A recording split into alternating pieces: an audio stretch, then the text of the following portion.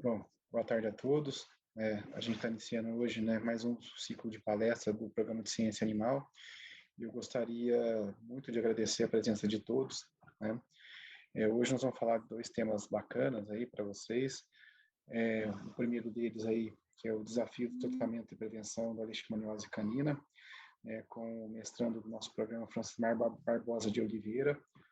Francismar, muito obrigado pela sua presença aqui, né, pela sua disposição em ajudar a gente com essa palestra.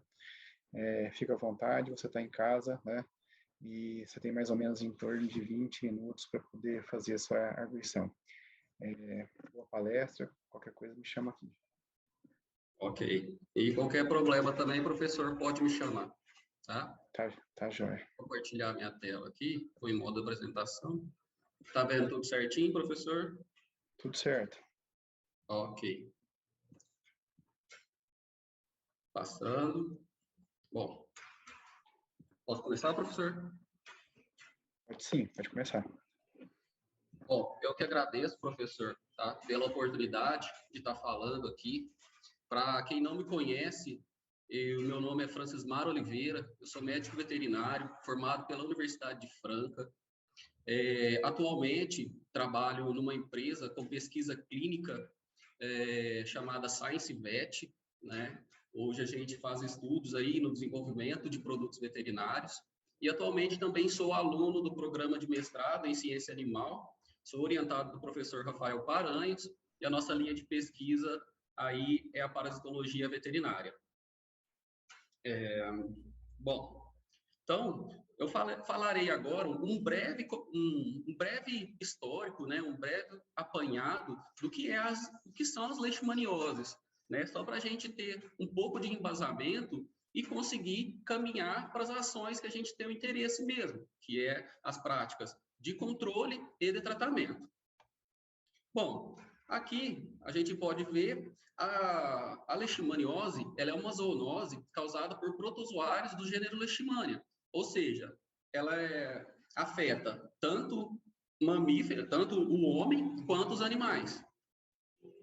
Ela vai se distribuir em algumas formas, sendo elas a leishmaniose tegumentar ou cutânea, que vai se manifestar como lesões ulcerativas na pele, a leishmaniose mucocutânea, que aparece nas interseções entre pele e mucosa, a leishmaniose visceral, que vai causar lesões em vários órgãos e principalmente em fígado e baço, causando hepatomegalia e a esplenomegalia, como a gente pode ver nessas fotos. Também é relatado a Post-Calazar Dermal Leishmaniasis. O que é isso?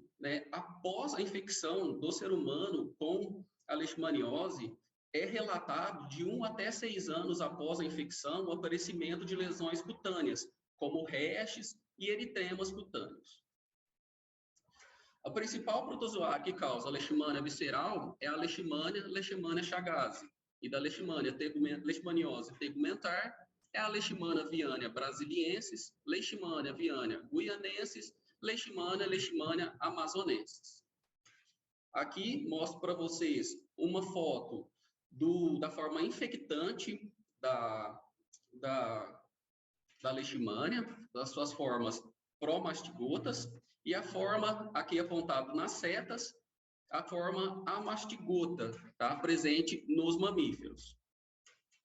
As leishmanioses são transmitidas por fêmeas de dípteros hematófagos. Aqui na foto, nós temos o exemplo de uma luxosomia, são flebotomíneos, uma luxosomia longipalpis. São flebotomíneos extremamente pequenos, medem de 1 a 3 milímetros, têm o corpo densamente piloso, tem uma coloração de amarronzado a bege clara, onde daí vem o nome deles, né, popularmente conhecido como mosquito palha, cangalinha, asa dura, né? No Brasil, os vetores da leishmaniose são, principalmente, no caso de leishmaniose visceral, a luxosomia longipalpis e a luxosomia cruzi. Há também possibilidades de ter como vetor a Nisomia Wittmanni e a Luxomia migoni. No caso de leishmaniose tegumentar, a Nisomia intermídia, Nisomia nevi, Nisomia Wittmanni, migoni e a Pintomia fischeri. Em São Paulo, já foram identificados 6 espécies de flebotomíneos que causam leishmaniose. Inclusive, Dos Santos, no ano em 2019, relatou a presença de Luxomia longipalpis, na cidade de Pedregulho, que é uma cidade que se encontra a quase 50 quilômetros aqui de Franca, é bem próximo, e a presença de Nisomia Wittmanni na cidade de Rifaina. Tá? Então, são cidades muito próximas à nossa cidade. E também em estudos que nós fizemos preliminares aqui na cidade de Franca, a gente constatou, a gente armou armadilhas para captura e constatou a presença também de Nisomia Wittmanni. Vou apontar agora alguns detalhes do ciclo biológico, né? Não vou me atentar muito a detalhes, vou passar de uma forma bem rápida para a gente entender um pouco que isso influencia um pouco lá no nosso prevenção e tratamento. Então, no mosquito, né, no flebotomínio, existem as formas infectantes, as formas pró-mastigotas. No momento em que o mosquito vai fazer o repasto sanguíneo, tanto no homem ou nos animais, nos mamíferos, eles inocula essas formas pró-mastigotas. Essas formas pró-mastigotas, através da circulação, atingem os macrófagos. Dentro dos macrófagos, elas se transformam nas formas amastigotas e, pelo processo de mitose, elas vão se multiplicando até o ponto que elas rompem esses macrófagos e essas amastigotas liberadas vão entrar dentro de outros macrófagos. Assim, quando vem outro mosquito e vai se fazer o repasto sanguíneo, se alimentar no mamífero que está infectado, ele ingere essas formas amastigotas. Dentro do mosquito, do flebotomínio, ocorre, então, a mudança dessas formas amastigotas para as formas infectantes pró-mastigotas. Assim, fechando o ciclo do parasita. Aqui são algumas lesões em pele de cão, né? Tem o caráter ulcerativo, a gente percebe, em extremidades é muito comum, então em orelha, aqui, né, no escroto de um animal. Lesões na junção mucocutânea, como nesse cão. Muito comum, lesões em focinho, em olhos, extremidades, como aqui um coxim palmar. Um sinal muito clássico da doença, porém não patognomônico, a onicogrifose, que é o crescimento exagerado das unhas, né? E também o emagrecimento evolutivo, chegando aí a níveis de animais caquéticos. Então, as leishmanioses, ela tem uma importância muito grande, né? Uma importância mundial, vista a quantidade de casos que ocorrem anualmente, cerca de 50 a 90 mil casos da leishmania visceral e até 1 milhão de casos de leishmania tegumentar no mundo. Porém, infelizmente, essa doença é uma doença ainda negligenciada, e negligenciada por todos que estamos aqui, entendeu? Aqui eu coloquei um mapa para a gente ter uma ideia dos países que são acometidos pela leishmaniose. Aqui é uma situação da endemicidade, né, da leishmania cutânea, ou a tegumentar, né, a mesma coisa. E quanto mais escuro aqui, pior são mais casos que acontecem. Então, a gente pode perceber que o Brasil, a situação é bem complicada, bem grave. Aqui é o mesmo tipo de gráfico, porém, são com os casos de leishmaniose visceral. O Brasil também aí com bastante caso. Para vocês terem ideia, o Brasil corresponde com 90% dos casos nas Américas, né? No ano de 2020, dados aí da Agência Mundial de Saúde, né, mais de 16 mil casos foram reportados de leishmaniose tegumentar e quase 2 mil casos de leishmaniose visceral, apresentando, no ano aqui, ó, de 2012, uma letalidade de 7%. E a gente tem consciência que esses casos são subestimados, tá? No mapa à direita da tela, a gente consegue ver a situação do São Paulo, que é o nosso interesse, o nosso foco de estudo. Aqui, a situação dele hoje se encontra um pouco pior, por exemplo, como o Mato Grosso do Sul, que era uma região, que é, né, na verdade, uma região endêmica. E antigamente, no estado de São Paulo, alguns anos atrás, não se ouvia falar, ou eram poucos casos e casos importados. Nesse gráfico, a gente consegue ver uma evolução dos casos de leishmaniose visceral humana no estado de São Paulo, entre os anos de 1990 e 2020. Então, a gente percebe, no começo da década de 90, não existia casos de leishmaniose visceral, que a partir de 2009 começa a crescer esses casos, começam a aparecer, né? E depois tem uma leve queda, mas hoje os casos eles estão muito ativos, né? Isso aqui é até uma informação que aqui ela precisa ser atualizada, né? Então, pensar nisso. E há uma estimativa de estudos que, para cada caso humano que acontece, existam 100 cães positivos. Então, se a gente pensar e fazer essa proporção, né, a gente vai ver que tem muito cão infectado por aí. Se a gente for seguir os casos de leishmaniose visceral, tem muito cão infectado a que a gente não sabe. Para vocês terem ideia, São Paulo, né, em 2021, teve 181 casos de leishmania tegumentar, a maioria em área urbana, que não é muito, digamos, comum, né, mas hoje isso a gente já caiu por terra, porque devido à mobilidade de animais, os animais vão e voltam para áreas onde são endêmicas e vem para nós que não tem casos, e isso vai... E a presença, assim, a gente não tem ainda reportado a presença de vetores, mas, como eu disse para vocês, nós encontramos aqui em Franca, né? É uma coisa que se fala que não existe os vetores, mas a gente achou e a gente pensa que é possível, sim, acontecer. Relacionado aos óbitos, né, a gente percebe que aqui passa de 10% a letalidade. Então, isso é muito grave, né? Nesse mapa, já tem a distribuição da presença de leishmaniose canina no estado. Então, essas áreas em marrom são todas áreas que têm transmissão.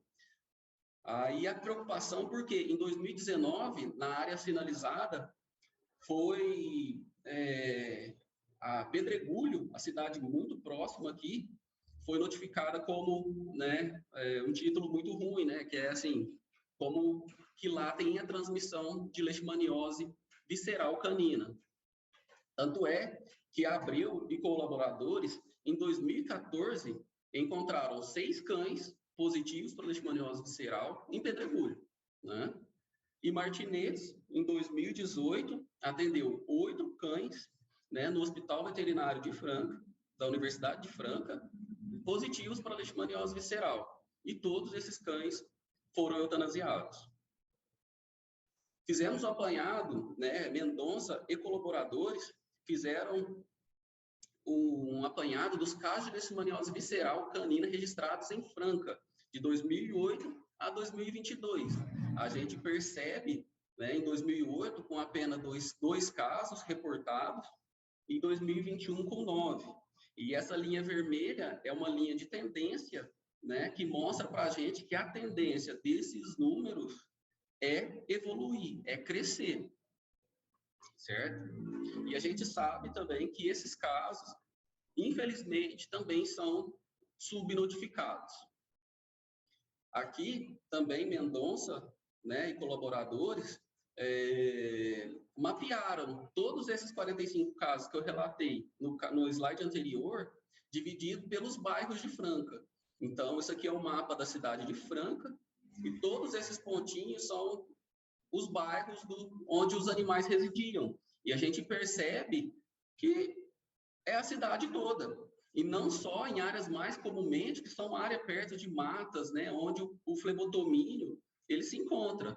Claro, a gente tem que lembrar, por exemplo, esses animais, eles tiveram acesso, muitos deles tiveram acesso a áreas endêmicas. Foram, por exemplo, para áreas igual Delfinópolis, que é um comportamento muito comum nosso aqui. Ir para ranchos, na cidade de Rifaina, na cidade em Pedregulho, na região do Estreito. Então, assim, são regiões que têm casos já diagnosticados como positivos, tem presença de vetor, e a gente sabe que ocorre a transmissão da leishmaniose, certo? Porém, por outro lado, há cães aqui descritos que nunca saíram de Franca. É aí que levanta a nossa preocupação, né? Se esses cães nunca saíram de Franca, a gente armou, colocou as armadilhas, né? Capturou os flebotomínios aqui na cidade. Então, provavelmente, né? Assim, não dá para afirmar, mas é muito possível que ocorra transmissão, sim, na cidade de Franca. Diante disso, temos muitos desafios, certo? Então, assim, cabe a nós agora saber como vamos lidar com esses desafios. Essa é a nossa proposta de estudo aqui hoje, né? Vamos ver, então. Então, vamos falar um pouco das medidas preventivas. Eu destaco, em primeiro lugar, o conhecimento. Por quê? Nós, como médicos veterinários, temos que estar em constante aprimoramento técnico. Ou seja, a gente deve ser capaz de saber os dados, né, tanto os dados epidemiológicos das cidades, cidade que a gente trabalha, que a gente tem clínica, ou que a gente atende grandes animais também, mas sempre tem muitas fazendas que têm animais, né, e a gente tem que saber a epidemiologia da doença, como ela se manifesta clinicamente, e está sempre buscando atualizações, né, para a gente ser capaz de, quanto antes, diagnosticar os casos positivos, certo? Isso aqui é muito importante também. Nós, como médicos veterinários, somos formadores de opiniões. Então, temos sim que educar os tutores dos animais, né? Então, aquele proprietário, o tutor que traz o animal à sua clínica, você deve sim falar sobre a leishmaniose, orientá-los, né? Sempre colocá-los, todos os seus tutores, a par desse problema tão relevante, certo? E também o investimento dos órgãos públicos, né? Aqui deveria se existir uma fusão, uma junção, né, dos órgãos públicos, tanto a nível municipal quanto a nível estadual, federal, alinhando aí com a iniciativa privada de tomar ações realmente preventivas, né, na educação, tanto no conhecimento, né, na educação das pessoas. Mas, infelizmente, né, nos casos, o que acontece, né? As ações são feitas depois que de forma não preventiva, né? Eles vão, depois que já morreu muita gente e tal, que eles vão, ou morreu muitos animais, é que os órgãos competentes começam a se mexer. Então, medidas relacionadas aos seres humanos. Medidas de proteção, elas são mais no caráter individual, ou seja, o uso de telas de malha fina, o uso de telas, ela tem que ser de malha fina, nas portas, nas janelas. Por que ser de malha fina? Porque pelo tamanho do flebotomínio, ele consegue atravessar se a malha for muito grande. Então, o uso de repelente pelas pessoas, principalmente se elas vão visitar alguns locais que é sabidamente, né, os locais que ocorrem os flebotomínios, evitar horários crepusculares.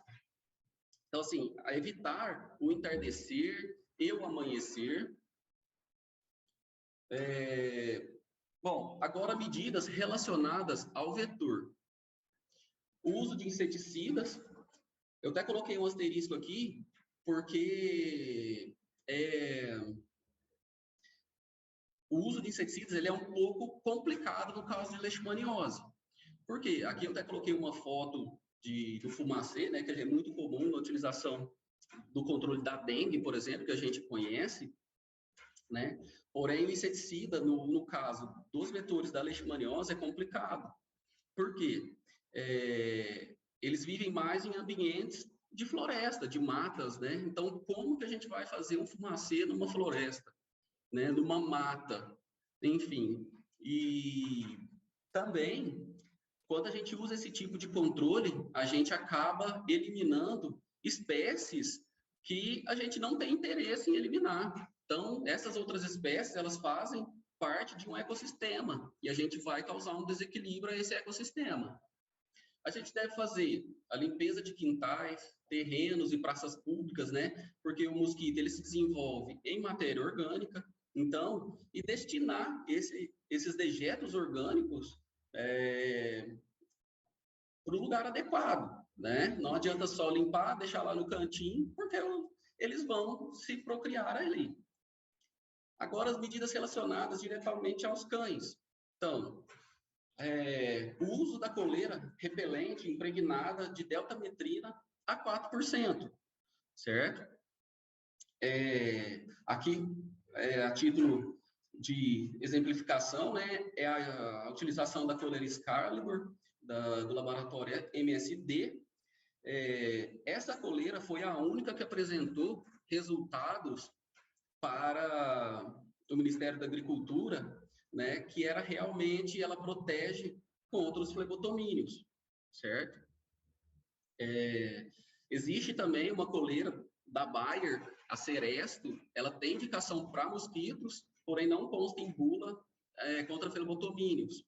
E existe um produto também da Ceva, o Vectra, é um produto utilizado por tá, nos animais, que também não consta em bula contra a repelência para flebotomínios, certo? E lembrando aqui, essa coleira ela deve ser trocada a cada 4 meses, sempre. Ela tem esse período que deve ficar sendo utilizada. Depois, a cada 4 meses, sempre trocá-la. Então, aqui também, o uso de telas em canis. E eu não me refiro a esse tipo de tela que está na imagem, né? Eu coloquei aqui, foi de propósito. Então, assim, seria uma tela para impedir o acesso do flebotomínio. São aquelas telas que a gente usa na janela ou nas portas, né? Para impedir do flebotomínio chegar até os animais. O que é muito difícil, você, por exemplo, colocar a tela numa área como essa, e é até um pouco inviável. A gente não consegue fechar todos os espacinhos aqui, como na fechadura aqui, vai ficar e ele vai passar. Em relação à vacina, no ano de 2010, mais ou menos, surgiu uma vacina, a Leishmune, como vocês podem ver aqui na foto, né? Porém, ela foi utilizada por um tempo e no ano de 2014, o Ministério da Agricultura retirou ela de circulação do mercado e não podia fazer ela mais. Por quê? Porque essa vacina, ela induzia uma resposta do tipo humoral, certo? Então, assim, e a resposta contra a leishmania, ela é muito mais celular. Mas ela fazendo, né, ativando essa resposta humoral, quando a gente fazia a sorologia dos animais, a gente não sabia se o animal estava positivo por causa da vacina ou se estava positivo por causa do contato direto com o parasita. Então, por isso, a gente não tinha como diferenciar. Por isso, ela foi tirada de circulação. Alguns anos depois, apareceu no mercado, aprovado pelo Ministério da Agricultura, a Leishtec. A Leishtec, ela é um outro mecanismo de proteção. Então, ela já induz uma resposta celular, certo? Então, assim, quando a gente faz a sorologia de um animal que tomou essa vacina, a gente consegue diferenciar, entendeu? Se ele estiver positivo na sorologia, realmente ele teve contato natural com o parasita, né? E não foi da vacinação, né? E o esquema de vacinação dela, sempre antes da gente iniciar o protocolo vacinal, deve-se fazer uma sorologia dos animais. Esses animais devem ser comprovadamente negativos para a leishmaniose, certo? Ela é feita a partir dos 4 meses de idade, são 3 doses com intervalo a cada 21 dias e um reforço anual, contados a partir da primeira dose, certo? Eu coloquei aqui embaixo como nível de curiosidade, tá? Hoje, no estado de São Paulo, o valor médio da Lechitec, a dose, sai em torno de R$ 180. Outra medida seria a eutanásia de animais positivos. Esse é um tema muito polêmico, tá? Antes do Ministério da Agricultura, né, o Ministério da Saúde, permitir o tratamento dos animais, a gente o procedimento correto e direcionado para nós veterinários era a eutanásia dos animais positivos, né? Não se podia tratar os animais. E a eutanásia já foi, em alguns estudos, já disse que ela não é um método de controle, né? Porque existem outros animais, né, como os reservatórios silvestres, que podem ainda continuar com a circulação do parasita, né? Existem falhas vacinais, existem cães errantes. Então, assim, esses cães que ninguém leva ao veterinário, que são cães de rua, eles podem ser acometidos com a leishmaniose e ainda ser uma fonte de infecção. E aqui também, isso impactou muito, né? Porque uma lei de 2021, ela proíbe o Centro de Controle de Zoonose de realizar a eutanásia de cães. Em alguns casos específicos, sim, pode-se realizar. Porém, as pessoas, né, elas usam esse subterfúgio aí da legislação para, né, esse caráter, assim, muito, né, ele causa muita comoção, esse tema nas pessoas, né?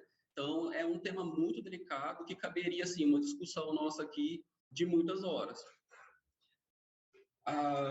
Aqui, como eu falei para vocês sobre o tratamento, né, o Ministério da Saúde, ele não autorizava o tratamento dos animais com drogas que eram usadas no tratamento humano, certo? E não existia nenhuma droga, entendeu? No mercado veterinário que a gente pudesse usar para combater a leishmaniose, certo?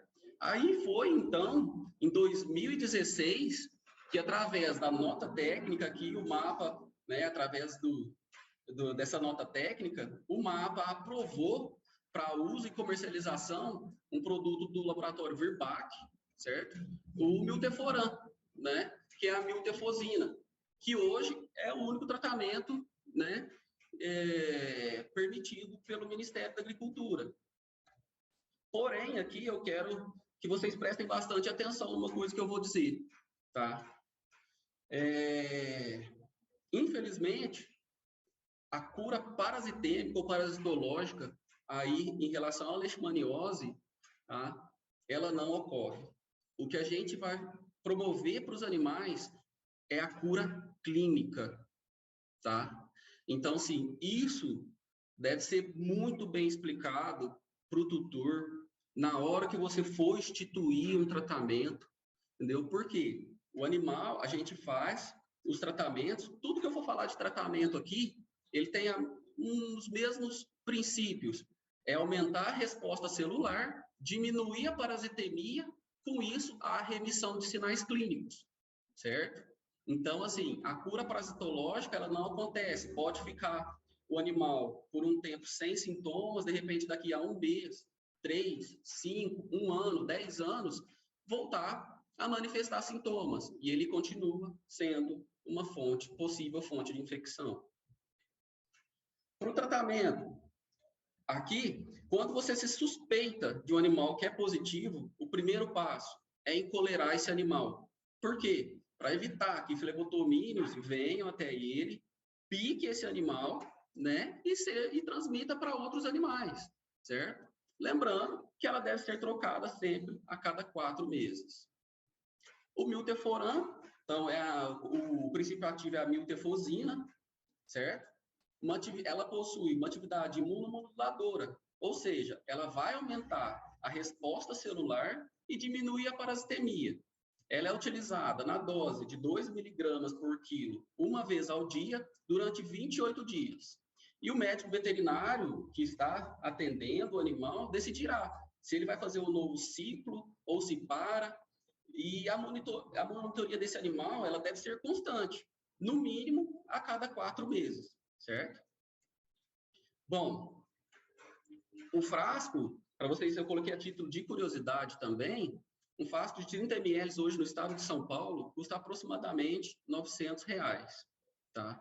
Então, assim, para um cão de 10 quilos, a gente utilizaria 1 ml por dia, para dar os 2 miligramas por quilo, certo? Então, os 28 dias a gente gastaria esse frasco. Então, não é um valor tão acessível, pensando que na área de maior incidência são as periferias das cidades e muitas vezes os habitantes dessas regiões têm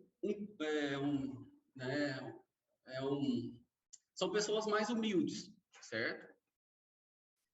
Aqui a gente extrapola um pouco alguns medicamentos da linha utilizados em humano, para a gente, né, já vem se pesquisando isso, inclusive o halopurinol, se eu não me engano, na Europa, ele já tem disponível a droga veterinária, né? Aqui no Brasil, não. Aqui no Brasil, o halopurinol somente humano.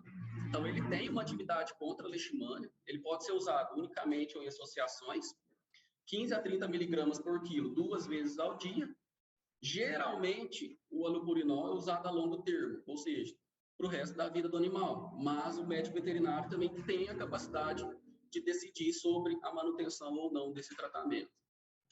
Existe também os antimoniais pentavalentes. Os 2 representantes mais comuns seriam o antimoniato de meglumina, o glucantime, e o efibogluconato de sódio, pentostan. Os 2 possuem atividade leishmanicida, podem ser utilizados sozinhos ou em associações, porém, o custo dele é bem elevado e não abre mão da monitoria do animal, tá? Todo tratamento sempre fazia a monitoria do animal. A associação desses 2 últimos, né, o halopurinol com os antimoniais pentavalentes, é utilizado muito comumente. Eles vão produzir um efeito sinérgico, né, e tem um rápido desaparecimento de sinais clínicos. A utilização do halopurinol junto com os antimoniais, ele acaba reduzindo um pouco o custo dos antimoniais, né, da utilização desses antimoniais, certo? A anfotericina B, a anfotericina é um antifúngico, certo? Utilizado também para tratamento da leishmaniose. Ela tem atividade leishmanicida aí, através da alteração da permeabilidade de potássio do celular do parasita, né?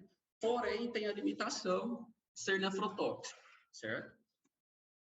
Existem, sim, outras possibilidades, tá, de tratamento, que vêm sendo estudadas, que vêm sendo motivo, né, assuntos de pesquisa. Então, assim, como o uso da domperidona, né, como aqui, nesse caso, ela vai entrar como um imunoestimulador, certo? Tem-se usado outros imunoestimuladores também, o sulfato de aminosidina, a marblofoxacina, o metronidazol, nesses 2 últimos aqui, são antibióticos que a gente tem disponíveis com muita facilidade, né? Antifúngicos como o itraconazol, a terbinafina, certo? E já foi utilizado no passado a imunoterapia também.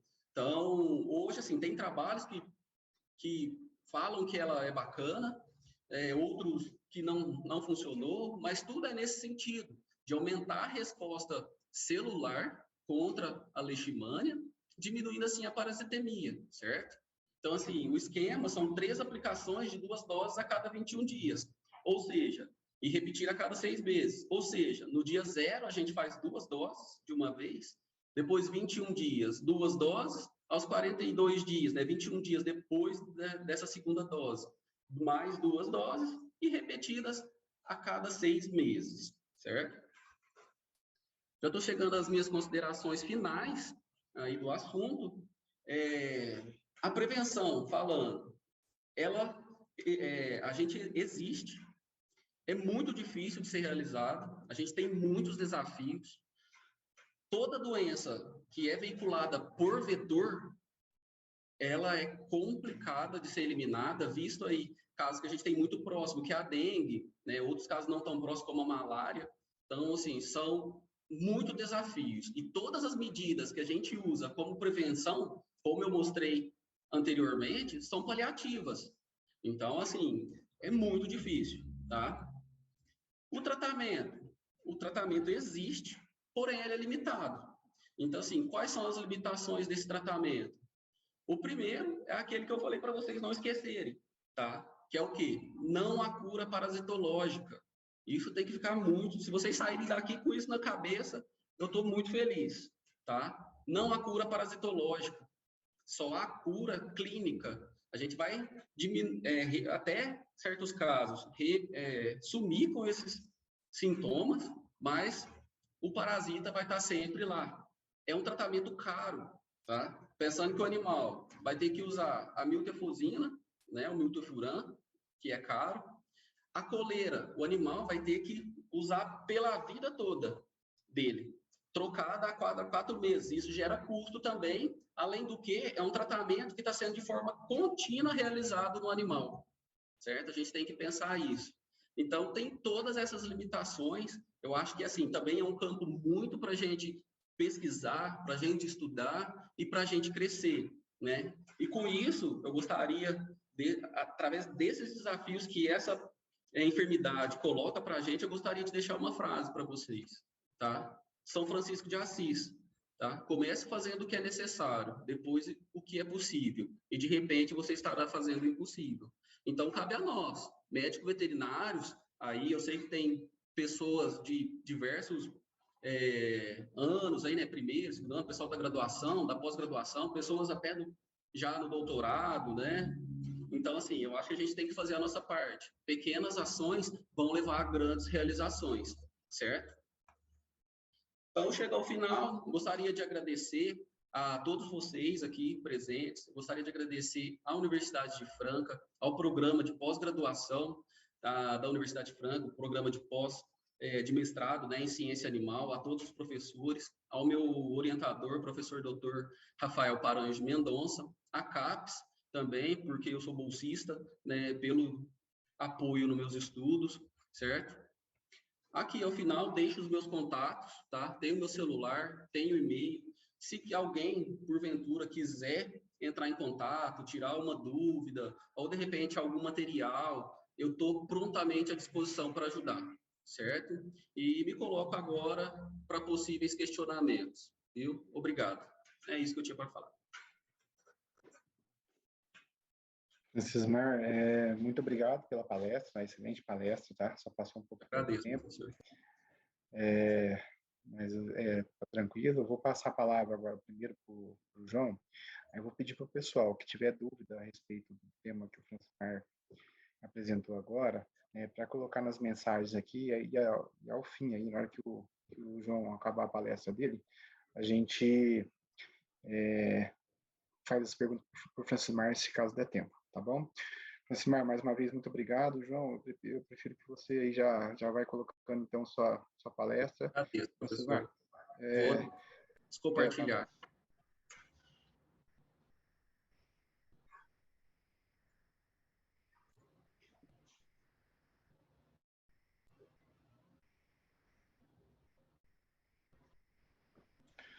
Pronto. O João, você consegue, então, já compartilhar sua tela aí, por favor? Eu acho que deu certo. Tá todo mundo vendo? Tá tudo certo. Bom, deixa eu te apresentar, então, aqui primeiro. Nós vamos ter a palestra agora com o João, né, falando dos erros laboratoriais de rotina aí, desses anos.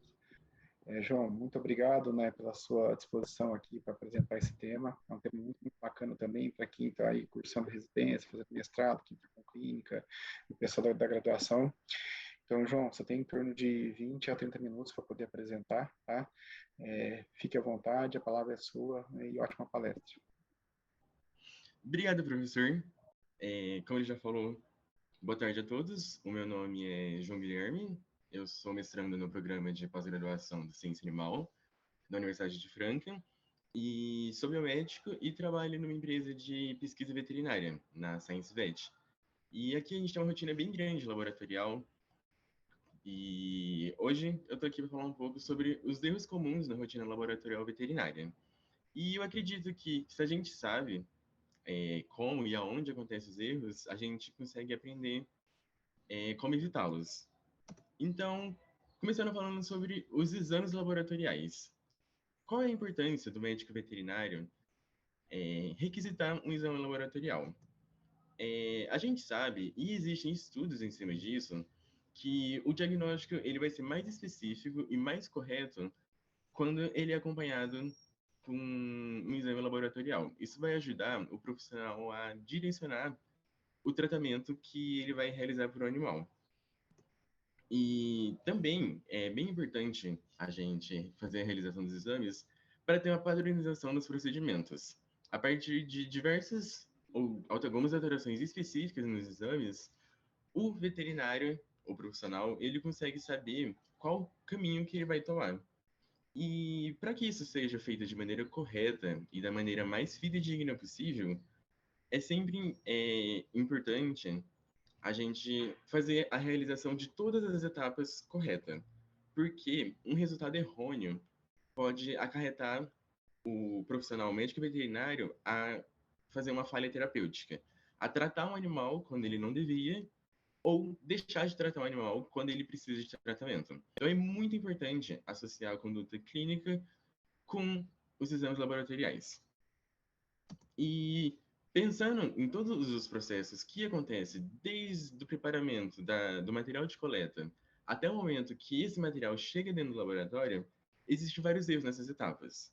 Então, é sempre muito importante o exame ser solicitado de forma correta, ter sempre essa conversa e esse contato entre o profissional que vai realizar a coleta dos exames e o profissional que vai realizar, vai rodar os exames dentro do laboratório. É muito importante no local de coleta, fazer a tricotomia. A veia escolhida tem que ser a correta para a colheita do sangue. E durante o procedimento, é sempre importante a gente pensar na asepsia do local, no tempo de garrote que vai acontecer nesse animal, e até mesmo no calibre da agulha escolhida e no tamanho da seringa. Porque tudo isso, se não for feito de maneira correta, pode trazer erros que vai causar alterações nos exames laboratoriais, principalmente tempo de garrote e o calibre da agulha e o tamanho da seringa. Não adianta, por exemplo, a gente tentar pegar um animal maior, por exemplo, algum bovino, com uma seringa de uma agulha escolhida com calibre muito baixo. Isso pode trazer diversas alterações para o profissional, além de dificultar a colheita dela. A mesma coisa ao contrário, não adianta a gente ter um calibre grande para um animal pequeno. Além de dificultar a coleta, vai acarretar erros durante a coleta que vai alterar os exames laboratoriais. É importante, muito importante também, a gente escolher o tubo correto de acordo com o exame a ser solicitado. Eu vou especificar isso mais pra frente, mas existem diversos tubos diferentes, cada um específico para um exame, cada um específico para um exame. E é importante também a gente pensar no tempo de refrigeração da amostra, desde que a amostra é coletada até o tempo que ela vai ser processada dentro do laboratório. E dentro do laboratório, sempre ficar atento também com o tempo de realização desse exame após a colheita. Tudo isso que foi falado é dividido em fases analíticas. A gente tem três. A fase pré-analítica é tudo aquilo que acontece antes da amostra chegar no laboratório, tudo que é extra-laboratorial, fora do laboratório, que é a recepção e orientação da coleta, com essa conversa com o profissional de como deve ser feito, a coleta em si do material, seja sangue, seja fezes, seja qualquer tipo de amostra que vai ser analisado no laboratório, e o transporte dessa amostra para o laboratório. Depois a gente tem a fase analítica, que acontece dentro do laboratório, é todo o processo de recebimento dessa amostra até o processo de realizar os exames necessários, que é o recebimento da amostra no laboratório, a triagem, a gente vai fazer a avaliação da condição que essa amostra chegou no laboratório e o processamento em si dela. E depois disso, a gente tem a fase pós-analítica. É toda a fase de redição e de escrever os laudos para eles serem emitidos para os profissionais e tutores receberem os resultados laboratoriais. E nessas etapas acontecem erros, e existem estudos que classificam a quantidade de erros que acontecem em cada uma. A gente tem, na fase pré-analítica, de 46% a 68% de erros. A gente tem, na fase analítica, dentro do laboratório, de 7 a 13% de erro. E na pós-analítica, nessa reedição de laudos, a gente tem de 19 a 47% de erros. Então a gente pode perceber que a grande parte dos erros acontece na fase pré-analítica, ou seja, acontece no momento de coleta. A gente também tem um número alto na fase pós-analítica, graças a erros de digitação de laudos e conferência.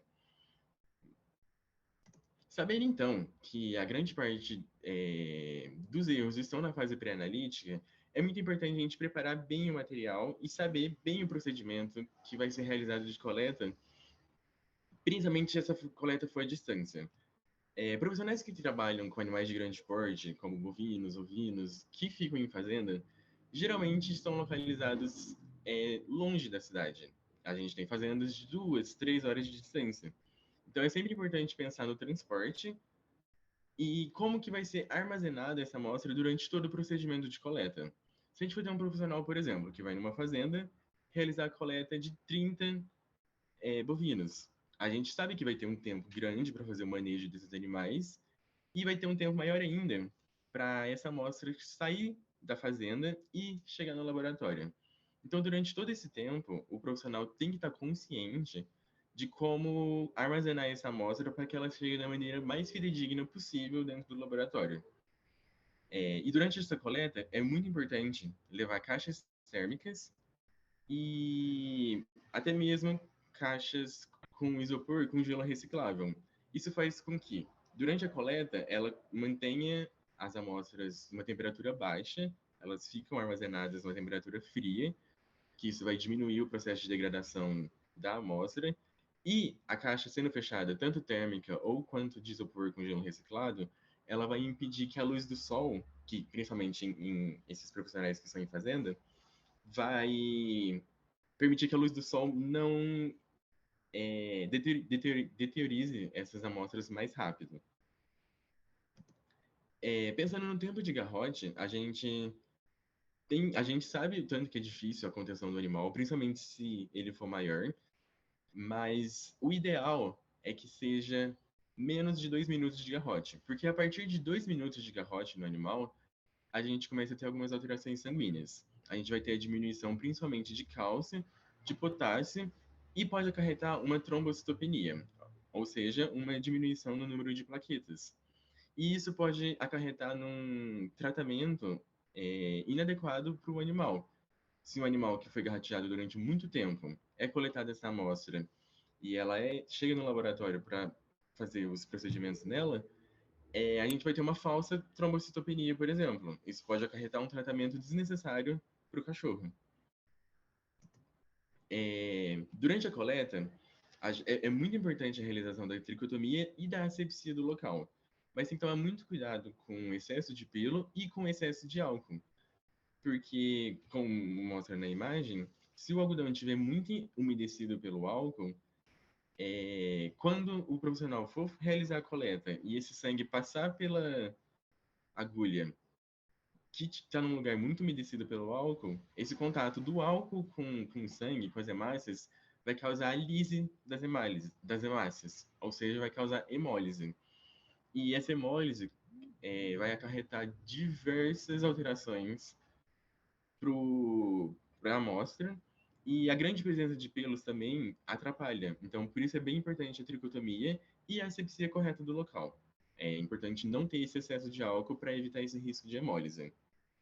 E falando da hemólise, eu trouxe uma imagem que compara. À esquerda a gente tem um soro com hemólise e à direita a gente tem um soro normal. E as alterações que a hemólise traz é um aumento de potássio, um aumento de AST, de aspartata aminotransferase, e de LDH. Uma amostra que vem com a hemólise causada, por exemplo, pelo excesso de álcool, vai acarretar nesse falso aumento de potássio, que também pode trazer tratamentos que não deveriam trazer para o cachorro, ou pro, seja lá qual for o animal. E existem diversos fatores que podem causar a hemólise. Uma dessas que eu trouxe é o uso de excesso do álcool. Mas se a gente for pensar no transporte, por exemplo, é importante levar sempre as gradinhas. E quando for trazer essa amostra de volta, evitar essa caixa dela ficar sacudindo ou batendo muito no carro ou no veículo que for trazer essas amostras. Porque esse choque mecânico também pode acarretar em hemólise e também atrapalha nos resultados fidedignos das amostras. Falando das alterações do soro, eu trouxe algumas a âmbito de curiosidade. Aqui a gente tem 4 tipos de tubo e cada uma delas a gente tem uma alteração no soro. No primeiro a gente tem um soro lipêmico. E o soro lipêmico ele acontece quando há um aumento excessivo de gordura no sangue. A gente tem um soro ictérico. Ictérico é quando o soro está com esse aspecto mais amarelado ou alaranjado, que acontece principalmente quando há um aumento de bilirrubina. Mas a gente tem que tomar cuidado com isso, porque existem alguns animais, principalmente os bovinos e os equinos, que graças à alimentação deles, de serem mais herbívoros, e dos cavalos não possuírem uma vesícula biliar, é comum que o sangue deles seja mais ictérico. Porém, se a gente tem um aumento excessivo de bilirrubina nesses animais, vai acontecer a icterícia e vai ser mais acentuada. Só para tomar cuidado de quando o sangue desses dois animais estão normais e são ictéricos.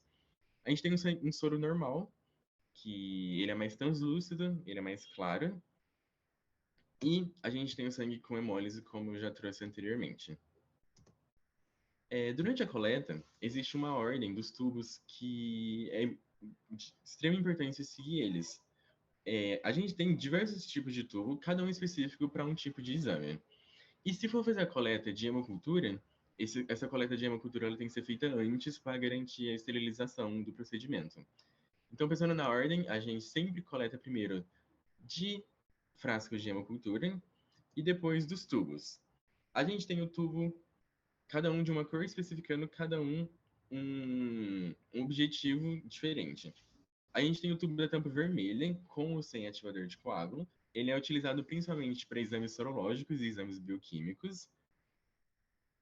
A gente tem o tubo amarelo, que ele pode ter ativador de coágulos e ele possui o geosseparador, que ele acaba sendo mais utilizado. Ele é requisitado principalmente para exames bioquímicos e ele também é bastante utilizado na imunologia, para fazer realização de exames de marcadores tumorais cardíacos e até mesmo de exame de hormônios. A gente tem o tubo azul, que é o tubo de citrato. Ele é utilizado especificamente para teste de coagulação, principalmente para TP e TTPA, que é o tempo de protombina e tempo de tromboplastina. A gente tem o tubo roxo ou rosa, que é o tubo de DTA, provavelmente o mais famoso de todos, que ele é utilizado para o hemograma. E ele é bem importante porque o EDTA, ele conserva todas as estruturas celulares do sangue. Então, ele é utilizado para a realização de esfregaço sanguíneo, onde o profissional leva esse sangue ao microscópio e consegue fazer a avaliação morfológica das células e também consegue fazer a procura de hemoparasitas.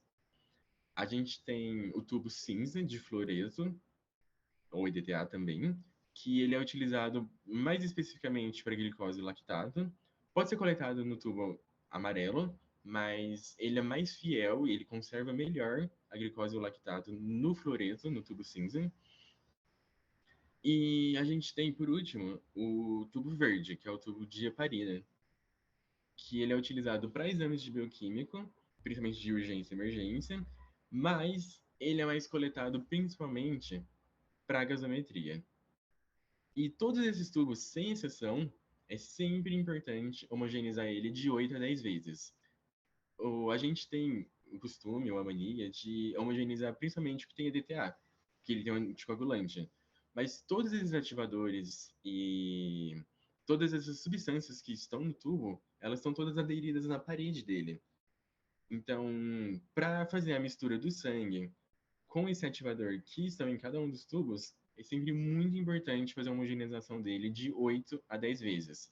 E a gente não conta, por exemplo, 1, 2, a gente conta 1, 2, é uma volta completa, até fazer 8 vezes essa homogeneização.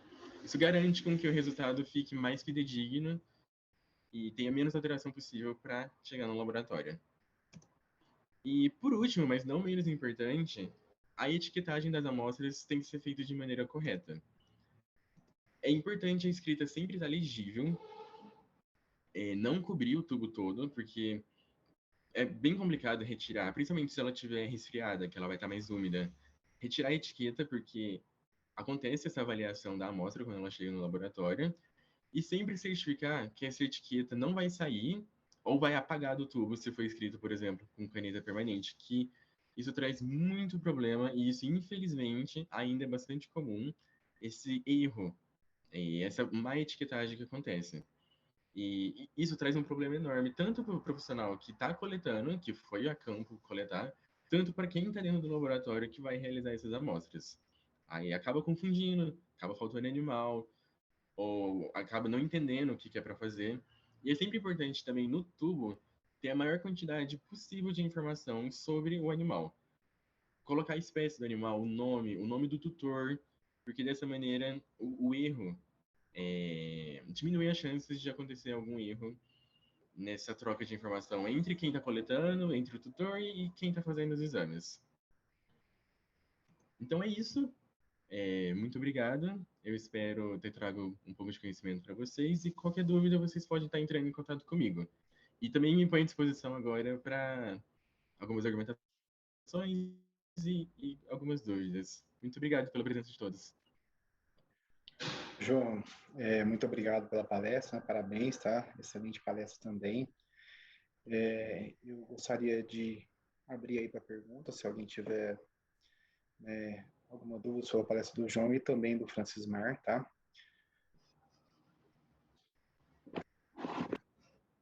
João, muito obrigado mais uma vez, cara. Parabéns.